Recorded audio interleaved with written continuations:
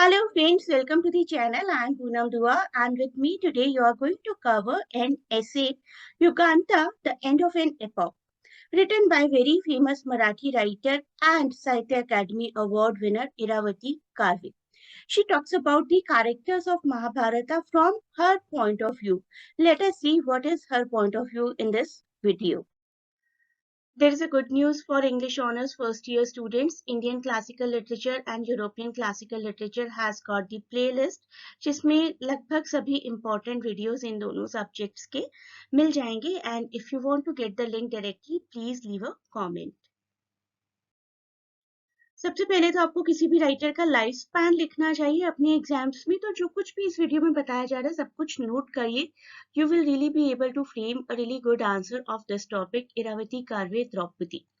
इरावती कार्वे एक Indian educationist anthropologist थी. Anthropologist जो कि हिस्टोरिकल और कल्चरल फील्ड्स में इंटरेस्टेड होती हैं. She was a sociologist as well and a writer from Maharashtra that I told you already, and that is the reason she used to write both in Marathi and English. Whenever mentioning about any writer, do not forget to mention about the major work. और अगर आपको कोई topic भी मिला, suppose आपको topic मिला है कि द्रौपदी के बारे में बताइए, Draupadi written by Iravati Karve, so do not directly start talking about Draupadi. Draupadi के बारे में भी हम अभी बात करेंगे.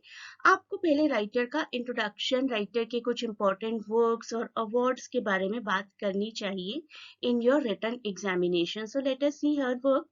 किनशिप ऑर्गेनाइजेशन इन इंडिया 1953 का है ये. A study of various social institutions in India, and this one which we are talking about today, Yuganta, The End of an Epoch, a study of the main characters of Mahabharata. Marathi में publish हुआ था शुरुआत में 1967 में, and the book also won Sahitya Academy Award for Best Book in Marathi. सबसे पहले उन्हीं के वर्ड्स को एग्जैक्ट देखेंगे कि वो महाभारता के बारे में आखिर सोचती क्या थी, जो कि उन्होंने एक इतना प्रोमिनेंट, इतना फेमस ऐसे लिखा विच वॉन दी साहित्य अकादमी.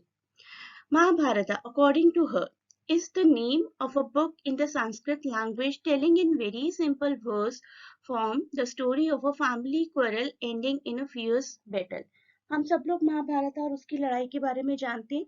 According to this author and to Indians in general, this is not an imaginary made-up story.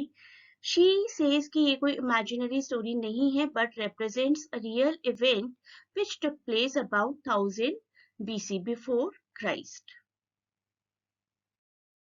Let us know more about Yuganta. Yuganta was written about a period of 1962 to 1967.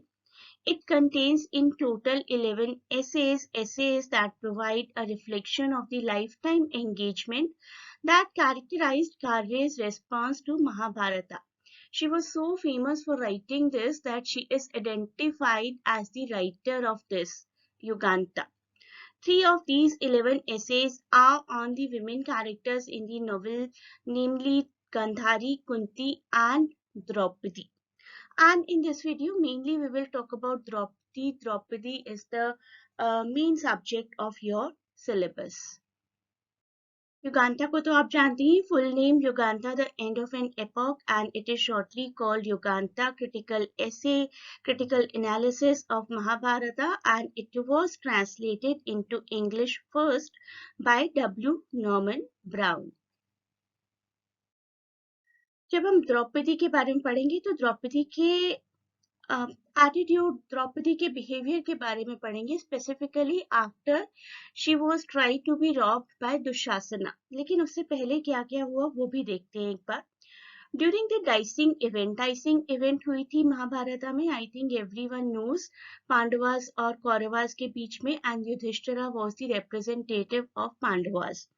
During the dicing event, युद्ध क्रीड़ा भी कहते हैं इसको, आजकल के थोड़े थोड़े लूडो के जैसा होता है. Yudhishthira takes his wealth, jewelry, Indraprastha, his state, and the belongings of his brother one by one and loses one by one. Yudhishthir एक एक करके इस गेम को हारना शुरू करते हैं. शकुनी, जो कि दुशासन के, दुर्योधन के मामा थे, उनको मॉक करते हैं and provokes Yudhishthira at each stage and demands to stay कि अभी तो बहुत कुछ है तुम्हारे पास, तुम्हारे भाई हैं, तुम्हारा राज्य है. He thus loses his brother Nakula and Sahadev first. Shakuni mocks him that at best those are the step brothers. तो नकुल और सहदेव तो इनके स्टेप ब्रदर्स थे. वो कहते हैं कि अपने रियल ब्रदर्स को भी दांव पर लगाकर दिखाओ तो जाने. But Arjuna and Bhima are not so and he won't beat them. तो प्रोवोक कर रहे हैं ऐसा बोलकर कि ठीक है, नकुल सहदेव को दांव पर लगा दिए, वो तो आपके सौतेले भाई हैं, अगर दांव पर अर्जुन और भीम को लगाकर दिखाओ तो जाने. This forces Yudhishthira to stake Arjuna and hit liberty at the stake as demanded by Shakuni. To stake at least your people cannot be called dharma. So this was the most notable incident of Mahabharata, जो कि बहुत ही central event है. Yudhishthira loses his possessions and the wife Draupadi is humiliated by the Kauravas brothers and Karna as well. An attempt is made by Dushasana to disrobe her, but she is saved by divine intervention of Lord Krishna. भगवान कृष्ण की मदद से उनको बचा लिया जाता है. द्रौपदी का एक बहुत ही फेमस डायलॉग है जो कि इरावती कार्वे ने इंट्रोडक्शन में लिखा है. Go into the assembly and ask if Dharmaraj Yudhishthir had become a slave before he staked me. Draupadi एकदम से सभा में नहीं आती है जब उनको कुछ नौकर बुलाने जाते हैं. द्रौपदी कहती हैं कि जाओ पहले पूछ कर आओ, धर्मराज पहले खुद को हारे थे या मुझे. वो एक ऐसा टाइम पीरियड था जब फीमेल से क्वेश्चनिंग एक्सपेक्ट नहीं की जाती थी. बस आप शांत रहो, जो हो रहा है होने दो. अगर हमने आपको स्टेक पर भी लगा दिया तो it is okay and it is your responsibility to be a slave like us now. The author talks about the character of Draupadi and the childish things she did. Of course, वो ironically बोलती हैं इन बातों को. And how she made sure that her husbands had a war with their cousins Kauravas to avenge her humiliation. There is also an exploration of her relationship with Arjuna and Bhima. While she loved Arjuna the most, it was Bhima who truly cared for her and on whom she could depend. Bhim ने ही शायद द्रौपदी को बचाने की सबसे ज्यादा कोशिश की थी.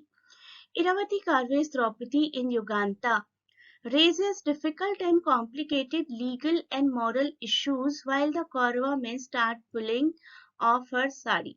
तो बहुत क्वेश्चनिंग करना शुरू करती हैं, धर्म को, जस्टिस को क्वेश्चन करती हैं, जो कि उस टाइम की फीमेल से एक्सपेक्ट नहीं करती थी society.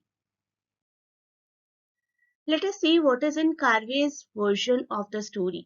In Karve's version, as each sari is pulled off, disrobe जब भी किया जाता है उसकी जगह एक दूसरी साड़ी आ जाती है और हर डिसरॉब होने के बाद द्रौपदी डिस्कशन कंटिन्यू करती है as opposed to Vyasa's the Mahabharata which offers a deafening silence.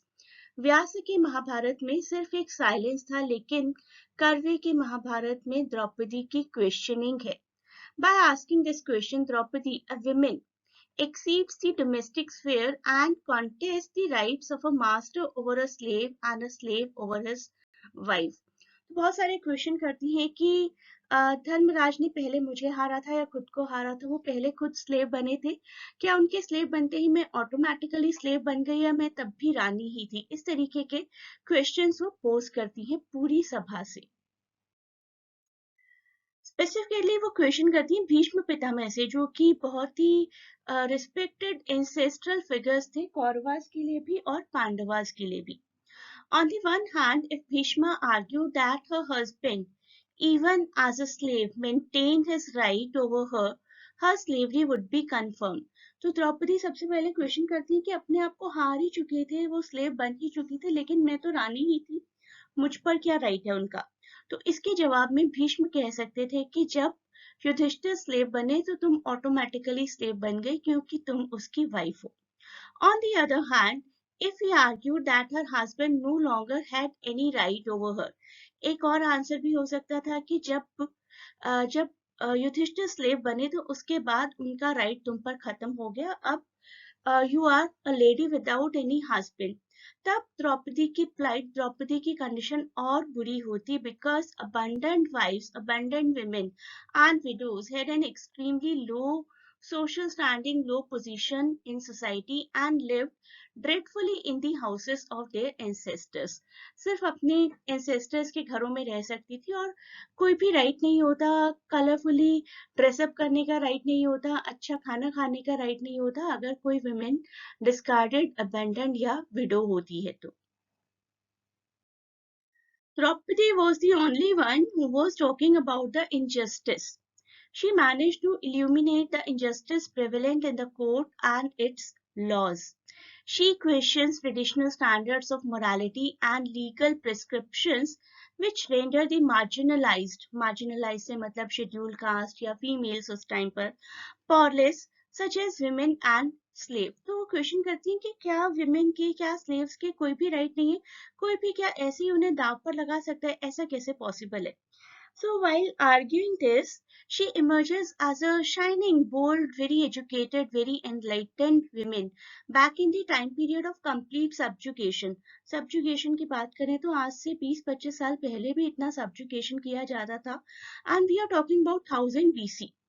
अगर बात करें वाल्मीकि के रामायण की तो सीता अपनी पोजीशन को हर बार बहुत इजीली एक्सेप्ट कर लेती हैं, लेकिन Draupadi establishes herself as rational being, logical बातें करती हैं and challenges the injustice in the patriarchal society.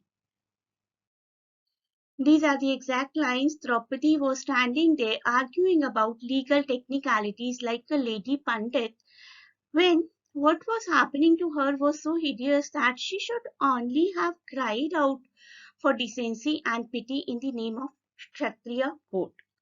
तो इरावती कारवे कहती हैं कि द्रौपदी वहां खड़ी होकर सबके साथ आर्ग्यूमेंट कर रही थी. वहां के उस टाइम के क्षत्रिय कोड के हिसाब से तो उनको रोना धोना करना चाहिए था, सबके सामने हाथ जोड़कर गिड़गिड़ाना चाहिए था कि कोई तो मुझे बचा लो.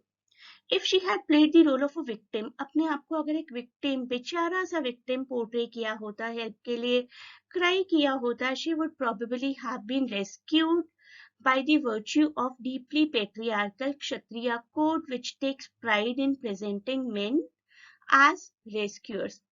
द्रौपदी ने तो कोई मौका ही नहीं दिया men को रक्षक बनने का.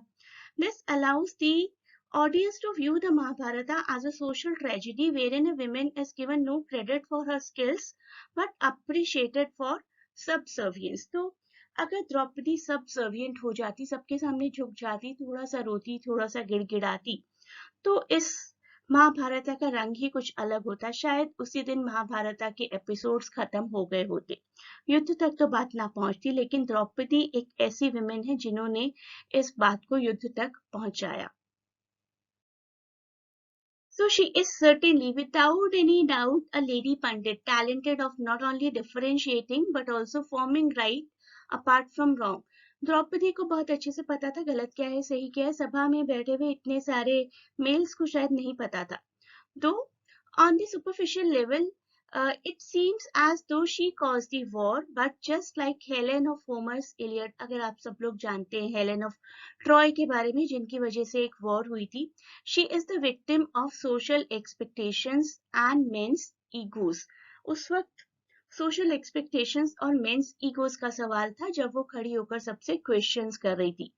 Yet she is able to raise doubt and shame in the mind and hearts of the social superiors, patriarchal authority and elders, all the males I must say in one word, and plays the role of a lady pandit. Lady pandit को कैसे accept कर लेते इतने सारे enlightened, educated male, a lady pandit, resolute, knowledgeable, instead of just being a poor female who is to be rescued by the heroic male.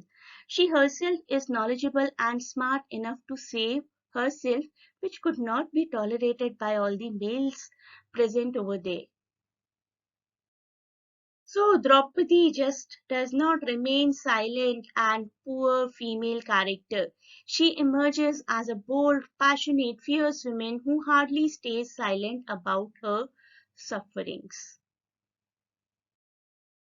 Most probably आपको exams में द्रौपदी के character representation से रिलेटेड ही question आएगा, and everything that has been mentioned in this video you can take down the notes and mention the same in your examination book.